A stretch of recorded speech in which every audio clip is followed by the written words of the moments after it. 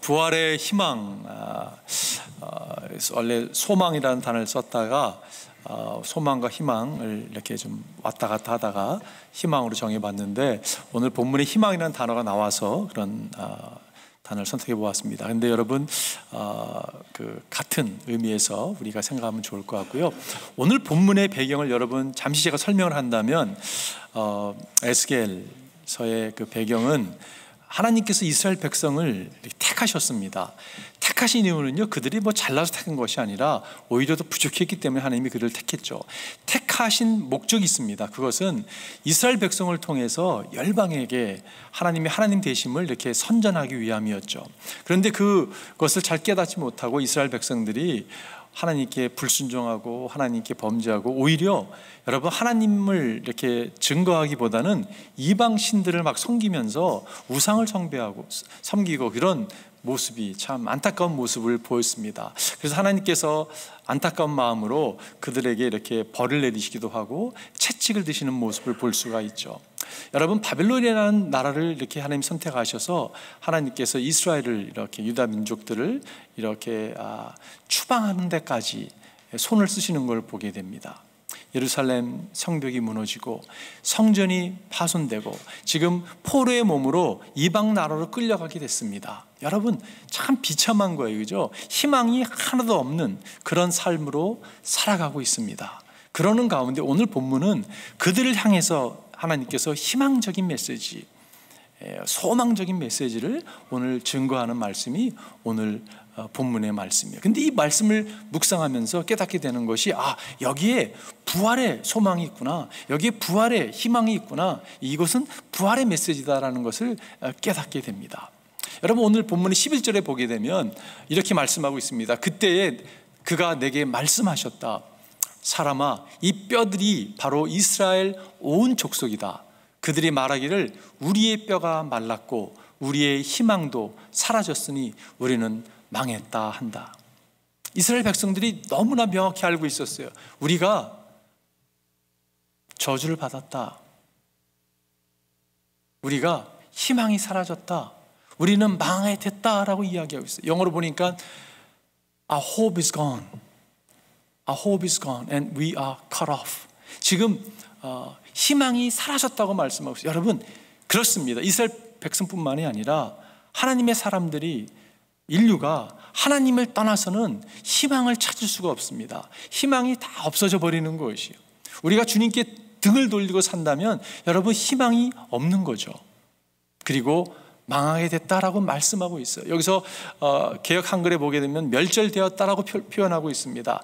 오늘 영어 성경은 We are cut off, 잘라졌다라는 말씀이에요. 여러분, 사는데, 살아있는데 사실 죽은 것이에요.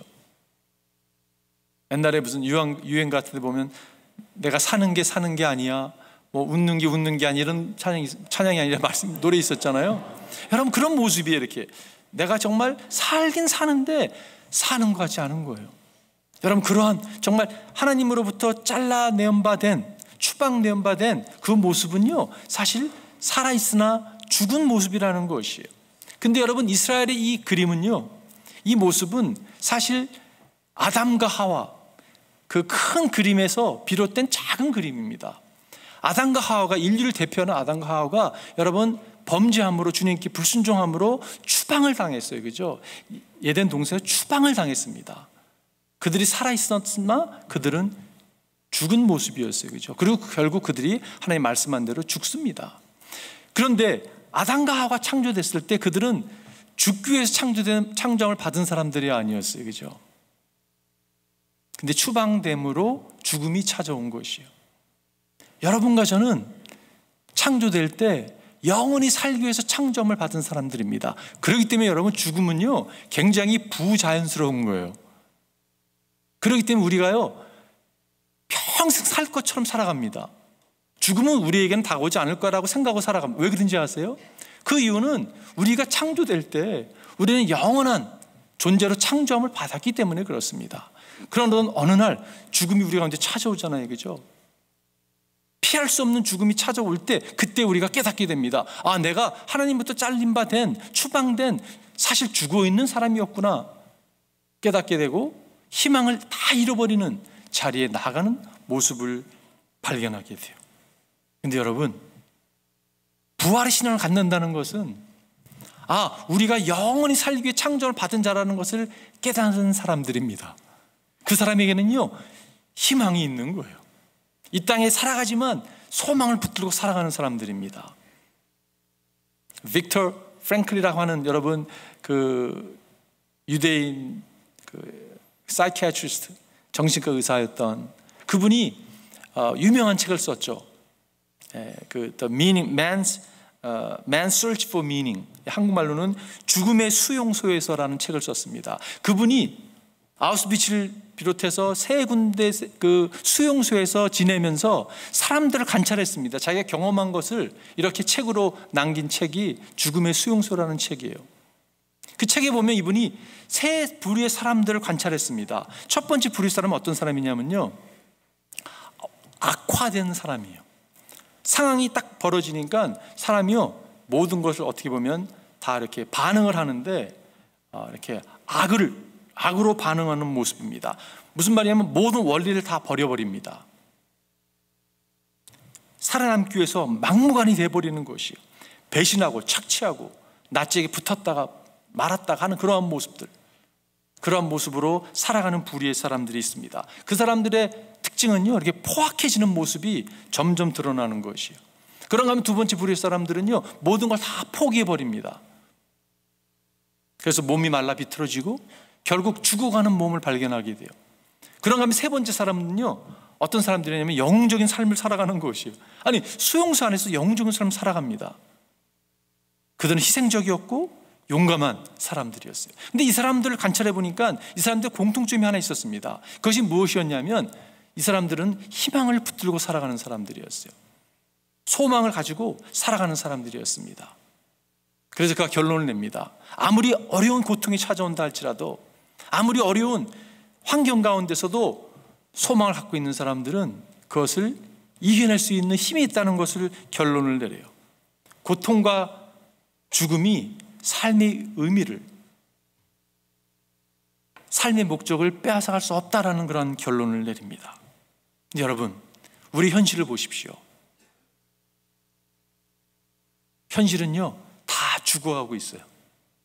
이렇게 살건 저렇게 살건, 여러분, 어떤 희망을 붙들고 살아가는 사람도 다 죽음 앞에 서 있습니다. 근데 우리가 붙드는 희망이 무엇인가? 이게 너무 중요한 거죠. 제가 말씀드리고 싶은 희망은 죽음을 초월하는 희망을 말씀드리고 싶은 거예요. 그게 바로 부활의 소망이거든요. 이게 부활의 희망이거든요. 오늘 저는 좀 이렇게 적용 측면에서 오늘 말씀을 나누고 싶어요. 이 죽음을 초월할 수 있는 그 부활의 소망을, 희망을 갖고 살아가는 사람이 어떻게 준비되어야 되는가, 오늘 간단하게 여러분 나누고 싶어요. 첫 번째는요, 진리를 들어야 합니다. 이게 너무나 중요한 것을 보게 돼요. 오늘 본문에 보게 되니까 그가 내게 말씀하셨다. 너는 이 뼈들에게 대언하여라. 너는 그것들에게 전하여라. 너희 마른 뼈들아, 너희는 나 주의 말을 들어라. 여러분, 에스겔이 곤란했을 것 같아요. 왜냐하면 마른 뼈에다가 지금 말씀을 전하라고 하는 거예요. 여러분 상상이 되세요? 제가 지난주에 한 목사님, 그 청소년 전문 사역을 하시는 분의 설교를 듣게 됐는데 그분이 그러시더라고요. 청소년 집회를 가게 되면 한 반 정도는 부모님이 막 푸시해서 온 아이들이라고 합니다. 부모님들이요, 너 이번 집회 가면 5만 원 줄게. 그래가지고 그 돈 때문에 온 아이들이에요. 그러니 여러분, 말씀을 받을 만한 준비가 잘 안 돼 있겠죠. 뭐 누워있는 애들도 있고 엎드려 있는 애들도 있고. 제가 그 설교를 들으면서 야, 정말 쉽지 않겠다라는 생각이 들었어요. 여러분, 제가 참 감사한 것은 여러분이 이렇게 잘, 최소한 제 눈에 보이기에는 마른 뼈 같지 않으신 거예요. 잘 이렇게 어텐티브하게 들으시고 얼마나 감사한지 모르겠어요. 제가 과거에 어떤 교회를 갔었는데요, 그 교회가 참 힘들었던 게 뭐냐면 화가 나 계시더라고요, 성도님들이. 나중에 알았습니다. 집회를 끝나고 알았는데 교회에 문제가 있어가지고 하여간에 화가 많이 난. 여러분, 마른 뼈에 화난 사람에게 전하기도 참 쉽지 않은데 지금 마른 뼈에다가 말씀을 대언하라고 말씀하고 있습니다. 이 의미가 무엇입니까? 이 말은요, 희망을 붙들 수 있는 유일한 길은 하나님의 말씀이라는 거잖아요. 그죠? 마른 뼈까지도 살아날 수 있게 하는, 회복케 하는, 부활케 하는 능력이 말씀에 있다는 것입니다. 여러분, 하나님의 말씀, 진리를 받는 게 얼마나 중요한지 모르겠어요. 기독교인이 나가서 여러분 진리라고 선포해 보십시오. 사람들이 뭐라고 얘기합니까? Stop saying that.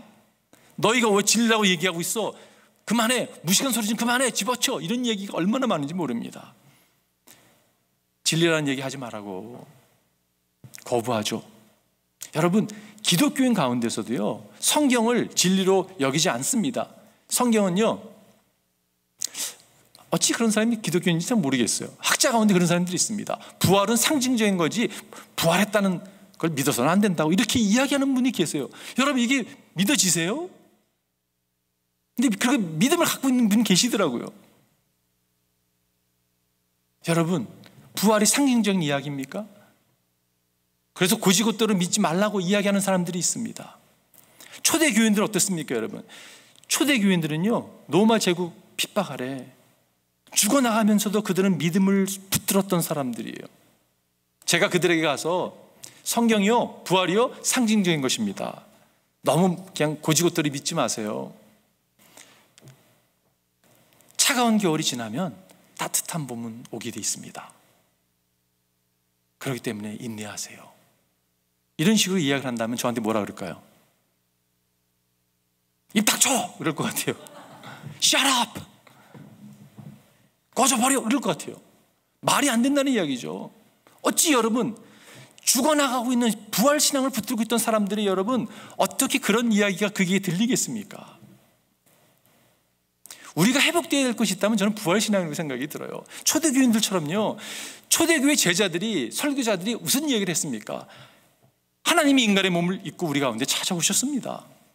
그분은 여러분이 영원한 형벌을 영원히 추방당하는 것을 참아볼 수 없어서 그분이 십자가상에서 여러분을 대신해서 죽으셨습니다. 죄를 대신해서 죽으셨는데 그게 끝이 아니라 그분은 장사한 지 사흘 만에 부활하셨습니다. 부활하셨습니다. 그게 메시지였어요. 부활하신 주님, 죽음의 권세를 깨뜨리신 주님, 그게 여러분 디 트루시였습니다. 그게 메시지였어요. 여러분도 죽지만 여러분 부활할 것입니다. 죽지만 영원한 나라가 준비됐습니다. 추방이 끝이 아니라 추방으로 돌이키게 하기 위해서 부활하신 주님 때문에 여러분은 영원한 나라에 거하실 것입니다. 여러분, 그 메시지를 증거했습니다. 우리가 부활주의를 맞이해서 여러분, 부활이 사실이라는 사실을 여러분과 제가 받아들이기를 바라요. 사실인 것 같기도 하고 아닌 것 같기도 하고 그러면요, 기도하셔야 됩니다. 주님, 나에게 믿음을 주십시오. 진리를 듣고 진리를 받아들여야 되는 것이, 그럴 때 우리 인생이 여러분 수용소 같은 인생이라 할지라도 우리에게 진정한 의미의 희망, 부활의 소망이 있는 것입니다. 두 번째는요, 하나님이 영을 받아야 합니다. 하나님이 영을 받아들이는 게 얼마나 중요한지 모르겠어요. 오늘 5절에 보니까 나 주 하나님이 이 뼈들에게 말한다. 내가 너희 속에 생기를 불어넣어 너희가 다시 살아나게 하겠다. 생기를 불어넣었더니 여러분 살아나는 거예요. 지금 육체가 회복이 됐어요. 근데 지금 육체가 회복이 됐지만 회복된 거 아닙니다, 여러분. 거기에 생기를 불어넣었을 때 여러분 진정한 의미에서 부활한 거거든요. 요한복음 3장에 보면 니고데모라는 사람이 예수님을 찾아와서 대화를 합니다. 영적인 대화를 하는데 예수님이 뭐라고 말씀하셨냐면 내가 거듭나야 되리라 말씀하셨죠. 요한복음 3장에 보니까 예수께서 그에게 말씀하셨다. 내가 진정으로 너에게 말한다. 누구든지 다시 나지 않으면, 똑같은 표현이에요. 지금 에스겔 5장에서 나오고 있는 다시 살아난다는 의미와 다시 나지 않으면, unless you're born again, 다시 태어나지 않으면 이런 뜻입니다. 근데 여러분, 다시 태어난다는 의미가 무엇입니까? 니고데모가 헷갈렸어요. 아니, 다시 태어난다는 의미가 무엇입니까? 내가 다시 엄마의 뱃속에 들어가야 된다는 말입니까? 라고 이야기합니다. 주님께서 뭐라고 말씀하셨냐면, 예수께서 대답하셨다. 내가 진정으로 너에게 말한다. 누구든지 물과 성령으로 나지 않으면 하나님의 나라에 들어갈 수가 없다. 성령으로 난다는 이 말씀을 하고 있습니다. 여러분, 물로, 성령으로 우리가 born again 되어야 되거든요. 물이라는 의미는 뭐 물세로로 얘기하는 분들도 계시고, 태어나는 자체로 이렇게 내추럴 버드를 얘기하는 분도 계십니다. 근데 중요한 게 뭐냐면요, 성령으로 거듭나야 되는 것이요. 여러분, 제가 질문해 볼게요. 여러분, 거듭나셨습니까? 성령으로 거듭난다는 의미는 주님께서 우리에게 은혜로 찾아오신 이 진리의 말씀이 선포될 때 그것을 믿음으로 받아들이는 것이요. 저는 거듭남을 이렇게 한번 생각해 보았습니다. 여러분, 스스로 깨면 뭐가 되죠? 병아리가 되고, 남이 깨주면 후라이가 되고, 들어보셨죠? 남이 깨줘가지고 후라이가 돼가지고 생명이 없네? 그게 아니라 내가 여러분 의지를 가지고 주님께서 주시는 은혜를 믿음으로 딱 받는 거예요. 은혜를 믿음으로 받을 때 여러분, 그때 성령께서 우리 가운데 역사하는 것이에요. 허슨 테일러 선교사님에게 한 중국 청년이 다가와서 질문했습니다. 신앙을 갖는데 연수가 얼마나 걸리냐고. 그래서 대질문합니다. 뭐라 질문했냐면, 램프의 심지에 얼마 동안 불을 붙여야만이 빛을 발하냐고. 순식간으로 이루어지는 거 아니냐고 청년이 이야기를 합니다. 그랬을 때 허슨 테일러 선교사님이 이렇게 얘기했다고 해요. 바로 그것입니다. 하나님께서 나를 부르시고 구원하셨다는 것을 깨닫는 순간, 진리가 선포돼서 그걸 믿음을 받아들이는 그 순간, 새로운 삶에 비친 그 영혼에서 빛이 타오르게 되는 것입니다라고 말씀을 하셨대요. 이 생기가 우리 가운데 불어넣어진 바 될 때, 믿음으로 받을 때 여러분, 거듭남이 찾아오는 거죠. 거듭남이 유일한 희망이라는 것이에요. 육체로 거듭나기 전에 영으로 거듭나야 된다는 말씀입니다. 베드로전서에 뭐라고 말씀하고 있냐면, 우리 주 예수 그리스도의 하나님 아버지께 하나님께 찬양을 드립니다. 아버지께서는 그 크신 자비로 우리를 새로 태어나게 하셨습니다. 똑같은 표현이에요. 태어나게 하셨다고 말씀하고 있어요. 어떻게 해요? 하나님의 자비로 여러분과 제가 태어난 것이, 누가 잘나서 태어나지 않았습니다. 태어났는데 그리하여 그는 죽은 사람들 가운데서 예수 그리스도가 부활하심으로 말미암아 우리로 하여금 산 소망을 갖게 해주셨으며, 여러분, 새로 태어났을 때 어떤 일이 일어난다고요? 산 소망을 갖게 되는 것이에요. 부활하신 주님으로 인하여 우리가 산 소망을 갖게 되는 것이에요. 이거는 살다가 잘 살 거야, wishful thinking이 아니라 희망을 살아가는 게 아니라 명확한 산 소망, 우리에게 부활이 있습니다라고 선포하는 그러한 것을 말씀하고 있는 것이에요. 성령의 거듭남이 여러분과 저 임하기를 주님의 이름으로 축원합니다. 마지막 세 번째는 복음을 믿어야 합니다. 여러분,